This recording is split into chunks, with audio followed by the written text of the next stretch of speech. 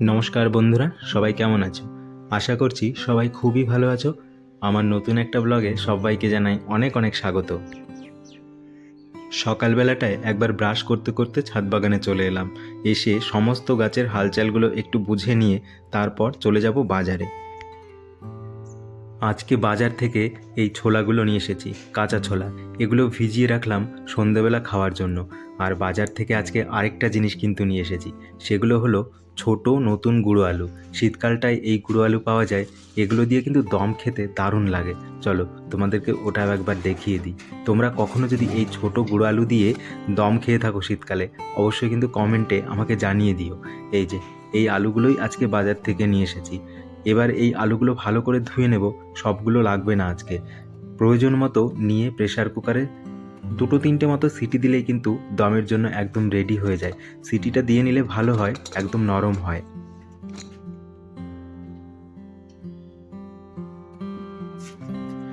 চলো আবার ছাদ বাগানে চলে আসলাম। সকালবেলা একবার এসেছিলাম, তোমাদেরকে তো বলেছিলাম। তো সকালবেলা এসে দেখেছিলাম আগের দিন যে এই গোলাপ ফুলের গাছটা নিচ থেকে আমি ছাদে এনে রেখে দিয়েছি, এটাই কিন্তু অনেক কুড়ি চলে এসেছে। আসলে এই সময়টাই তো গোলাপ ফুল ধরার একদম সঠিক সময়। তো এই গাছটা যেহেতু অনেকটাই ছোট, দেখছি 3-4টে মতো কুড়ি কিন্তু অলরেডি চলে এসছে। তো গাছটায় ভাবছি একটু আজকে সার দিয়ে দেবো। গাছের গোড়ায় যেহেতু মাটির ভাগটা অনেকটাই বেশি ছিল, সার দিলে একদম ওপরের দিকটায় উঠে যেত। তো আমি প্রথমে কি করলাম, গাছের গোড়ার থেকে কিছুটা মাটি সরিয়ে নিলাম। তারপর একদম বাড়িতে জমানো যে ডিমের খোসাগুলো ছিল ওগুলো গুঁড়ো করে গাছের চারপাশটায় ছড়িয়ে দিলাম।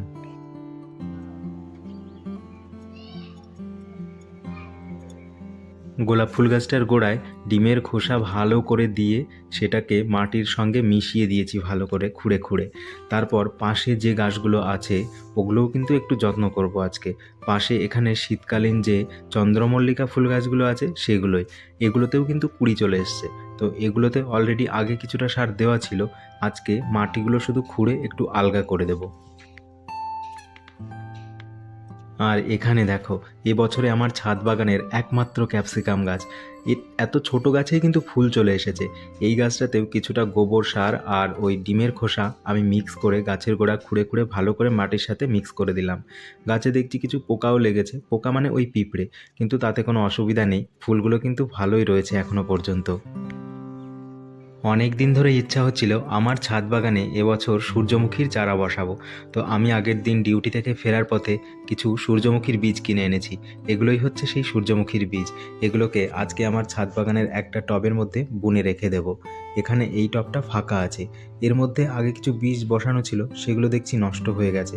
কিছু ফুলের বীজ বসানো ছিল, তো এই টবের মধ্যেই ওই সূর্যমুখীর বীজগুলো আজকে দিয়ে দেবো।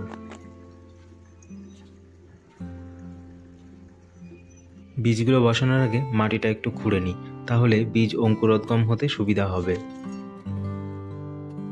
আসলে এর মধ্যে আগে যে বীজগুলো আমি বসিয়েছিলাম ওগুলো ছিল 2-3 বছর আগের বীজ, নষ্ট হয়ে গেছিলো। বুঝেছিলাম, তবুও এর মধ্যে রেখে দিয়েছিলাম যে যদি বার হয়, দু একটা ভালো থাকলেও হয়তো বের হতে পারতো। কিন্তু না, দেখছি সবগুলো বীজই নষ্ট হয়ে পচে গেছে। তো এখানে একটা একটা করে সূর্যমুখীর বীজ কিন্তু আমি বসিয়ে দিলাম। যেদিন চারা বেরোবে অবশ্যই আমি তোমাদের সাথে শেয়ার করব। চলো বন্ধুরা, আজকের মতো এখানেই শেষ করছি। দেখা হচ্ছে অন্য আরেকটি ভিডিওতে। ধন্যবাদ।